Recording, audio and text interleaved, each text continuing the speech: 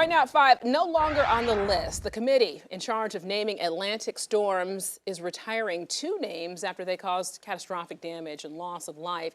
Ian and Fiona will no longer be used when reporting hurricanes. Meteorologist Andrew Brightman joining us here to be able to talk about the destructive hurricanes. And Andrew, we all remember Ian made landfall just last fall, right? Yeah, we had Ian and then also we had Fiona, 2 devastating hurricanes, both caused billions of damage, took significant loss of life as well. Something interesting that you were talking about back in 2020 was the last time we went to the Greek alphabet. Another thing when we're kind of on the subject of names, we don't use the Greek alphabet anymore. If we ever run out of the initial set of names that the World Meteorological Organization gives us, there's now a supplemental list that's used in the Atlantic Basin. So I know you learned the Greek alphabet. Right. Well, we were talking about that off camera because for a lot of people out there, remember when we would name them alpha, beta, gamma, or whatever. Yeah. But then now going to names, you're like, that is no longer a thing. Yeah, that's no longer going to be a thing. It was very interesting to actually, there's a couple of Greek lettered storms that were retired from 2020. But let's turn our attention back to 2022 and talk about Ian and Fiona. So these were both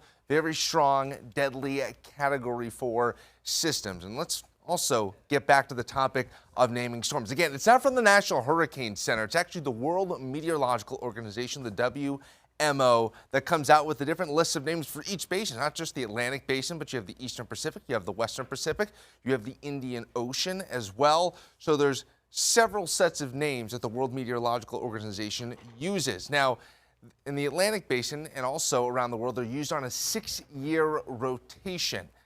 And so basically the same storms that you saw last season, once we get to 2028, you'll see those same storm systems again. Now, the most destructive ones that cause the most amount of loss of life, loss of property, they are retired from future use. And with that in mind, Farah and Idris are actually going to replace Ian and Fiona when we get to the next cycle of named storms going forward. Let's talk about, though, what these storms actually did. First, with Hurricane Fiona, Category 4, maximum sustained winds of 140 miles an hour, responsible for, unfortunately, tragically, 25 deaths on the island of Puerto Rico. And also, it was the strongest landfalling storm ever in Canada, and potentially the lowest recorded pressure ever in Canada, with getting all the way down to 931 millibars. The lower the pressure, the stronger the storm. This was an incredibly powerful storm in the northern Atlantic Ocean. And then, of course, we'll never forget Hurricane Ian, especially for the people of Southwest Florida. 155 mile per hour maximum sustained winds, responsible for 160 deaths, both on the island of Cuba as well in the United States, and then $113.1 billion in damage, the third most costliest tropical system ever in the United States, only behind Katrina as well as Harvey. So this was an incredibly deadly, devastating, and powerful storm system. Now, hopefully we don't have to worry about that in 2022.